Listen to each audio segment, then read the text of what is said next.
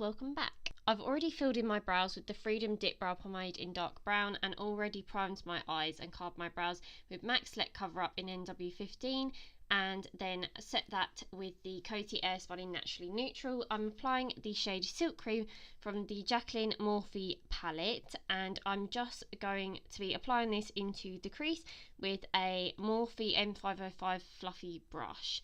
I'm then just going to be taking the shade a little bit below that, which is this sort of like, I don't know, I'd say it's sort of similar to Creme Brulee by Makeup Geek, just a little bit darker, and I'm just going to be applying that again into the crease. This is going to be our second transition shade, and then just blending that out with a Zoeva 227 crease brush, I can't remember what it's called, and just to sort of blend it out, just because we want this transition shade to be the most blended, because it really does help in the long run. Then I'm just going to be taking a Morphe M506 and the shade Jada, I believe this is called, and I'm just going to be applying this into the crease area and sort of mapping out where the crease is, and I'm then just going to be blending out the edges of this shadow.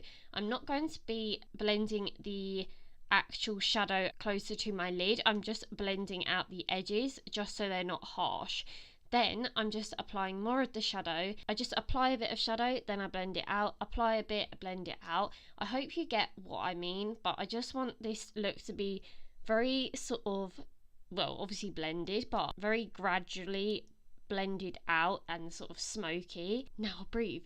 Then I just apply this onto the lid as well, and I just again apply that with the same brush, and it doesn't have to look like neat or anything, as we're going to be covering the lid anyway, as this is going to be a half cut crease look.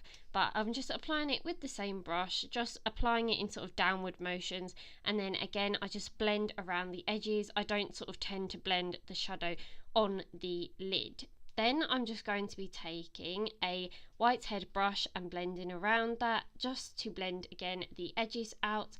Then I'm just going to be taking this very dark green, I believe this is called Enchanted, I'm not sure, and I'm just applying this on my outer corner, and I'm just sort of packing the shadow down just to get as much payoff from the shadow as possible, and then again I just blend the edges of that out. This is the shadow that made this look very messy, I believe. Like, it looks so messy now and it looks like the look is going to be like terrible, but in the end it came out so well. It's one of my favorite looks I've ever done. So as you can see, I'm just blending the edges out with a big fluffy brush, and again I'm not touching the lid at all. I don't blend the lid out at all, as you'll be able to see. So I just keep blending the edges just so it's nice and neat, and I just blend it out with the lighter green shadow. Then I'm just taking my MAC Select Cover Up Concealer to carve the lid out, and I'm just using my Zoeva 317 wing liner brush, because this is like the best brush ever for carving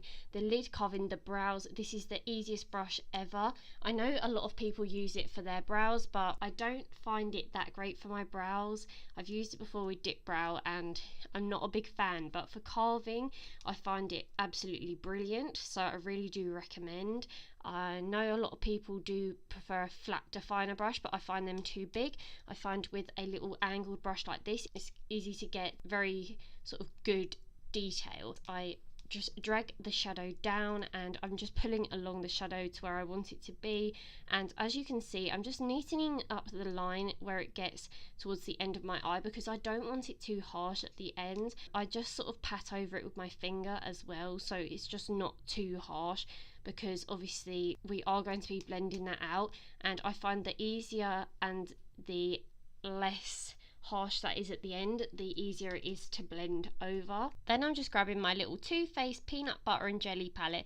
I'm taking the shadow Extra Creamy, and this is just a white matte shadow. I'm just applying this into the inner corner. This will help set that concealer in place, and this will also help it pop a little bit more. I'm just applying this in the exact sort of inner corner, and then I'm leaving the rest of my eye, and I'm just taking this gold shade from the Jacqueline Hill palette, and I'm just applying this in the middle of my eye. I'm ignoring every other part of my eye and just applying this right into the middle. I'm using a MAC 242 flat shader brush brush to apply this shadow, just packing it down. Don't blend this, actually like pack it down, like don't swipe your brush, like actually like push it onto your eye, because otherwise you will like move the concealer underneath.